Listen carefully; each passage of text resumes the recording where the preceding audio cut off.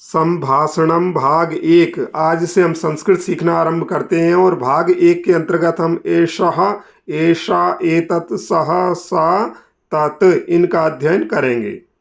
संस्कृत सीखने से पहले सबसे महत्वपूर्ण जो आवश्यकता होती है वो होती है हमें यह जानने की संस्कृत में लिंग कितने होते हैं और उनकी पहचान क्या होती है। संस्कृत में 3 लिंग होते हैं, पुल्लिंग, स्त्रीलिंग, नपुंसकलिंग, और इनकी पहचान हम इस प्रकार से कर सकते हैं। चूँकि यह साधारण पहचान है, हमेशा यह पहचान मिले यह आवश्यक नहीं है। पुल्लिंग की पहचान, पुल्लिंग शब्द जो होते हैं उनके अंत में विसर्ग लगा होता है, जैसे रामः, बालकः, दीपकः।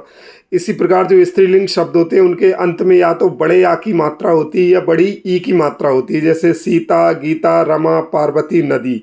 और जो नपुंसकलिंग शब्द होते हैं, नपुंसकलिंग शब्दों के अंतिम अक्षर पर या तो ऊपर एक बिंदी रखी होगी जिसे अनुस्वार बोलते हैं, या फिर माँ में हलंत लगा होगा, जैसे फलम, जलम, पुस्तकम आदि।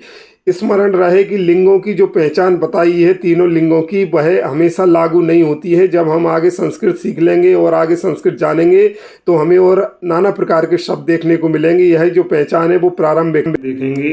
एषः शब्द, एषः बालकः अर्थात यह बालक। देखिए हम पुल्लिंग की बात कर रहे हैं, बालक कैसा शब्द है? पुल्लिंग शब्द है।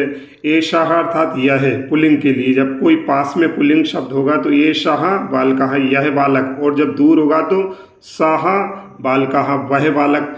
एषः अर्थात यह, सः अर्थात वह, दूर के लिए वह, पास के लिए यह, लेकिन ये पुल्लिंग के लिए है। जब कोई पुल्लिंग की बात करेंगे तो ये शाह बालका यह बालक, सह बालकः वह बालक। सिंह, सिंह कैसा शब्द है? पुल्लिंग शब्द है।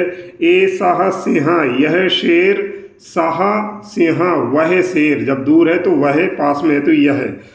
ए शाह वानरः यह बंदर, साह वानरः वह बंदर। एषः गजः यह हाथी, हाथी कैसा शब्द है? पुल्लिंग शब्द है। एषः गजः यह हाथी, और जब दूर होगा तो सः गजः वह हाथी। एषा अर्थात यह पास में, सः अर्थात वह दूर के लिए। अब हम ऐसे ही आगे देखेंगे। अब ये ऐसे कि खाली स्थान है, बालकः यह पास में है तो बताइए सः आएगा या एषः? एषः बालकः। और सिंह, ये सिंह दूर है तो यहाँ पर क्या आएगा? सः सिंहा। ऐसे ही एषः वृद्धः, सः तरुणः वह तरुण और यह वृद्ध। अब हम इसमें देखते हैं स्त्रीलिंग शब्द। पुल्लिंग में आया था एषः, स्त्रीलिंग में आ जाएगा एषा यह बालिका। एषा बालिका, बालिका कैसा शब्द? स्त्रीलिंग है। यह बालिका। सह बालिका अर्थात वह बालिका, जब दूर होगी तो वह, पुल्लिंग में यहाँ सह आया था, स्त्रीलिंग में सा, सीधा बोलेंगे सा बालिका वह बालिका।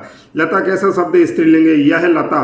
एषा लता, सा लता वह लता, जब दूर होगी तो वह हो जाएगी। एषा शाटिका अर्थात यह साड़ी, और साड़ी जब दूर होगी तो सा शाटिका।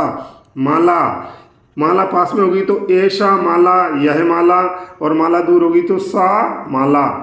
आ गए समझ में?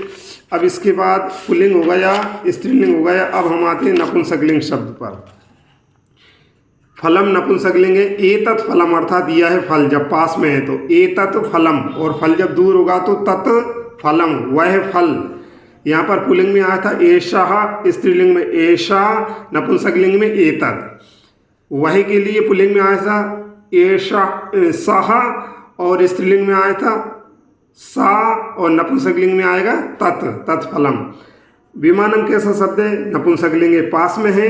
एतत् यह विमान, और जब वह विमान दूर होगा तो तत् विमानम वह विमान।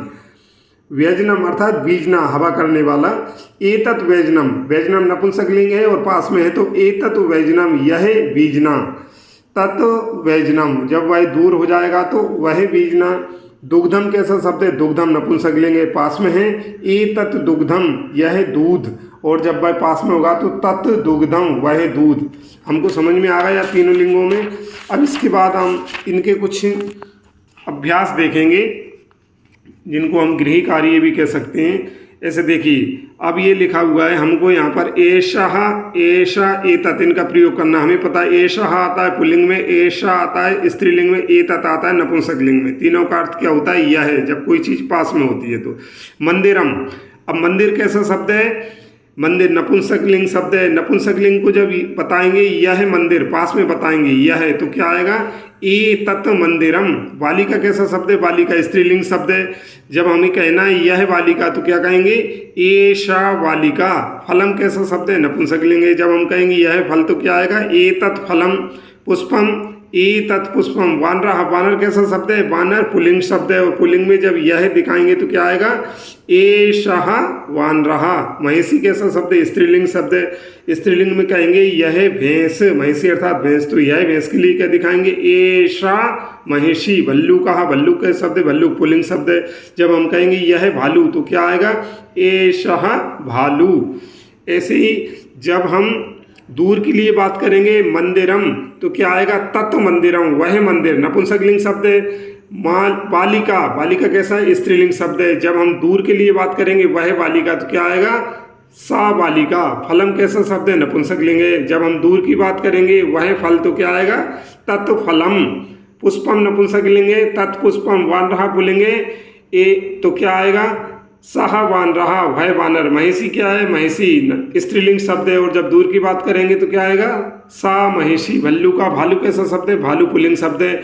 जब भालू दूर होगा तो क्या कहेंगे सह भल्लू कहा। इस प्रकार आप समझ सकते हैं एषः एषा एतत्, यह आता है तीनों लिंगों में आता है पास के लिए। एषः अर्थात यह, एषा अर्थात यह, एषः आएगा पुल्लिंग में पास के लिए, एषा आएगा स्त्रीलिंग में पास के लिए, एतत् आएगा नपुंसकलिंग में पास के लिए। इन तीनों का अर्थ यह है एषः एषा एतत्। अब जब दूर होंगे तो इन तीनों का सह पुल्लिंग में, सा स्त्रीलिंग में और तत् नपुंसकलिंग में। अर्थ दोनों इन तीनों का क्या है वह है।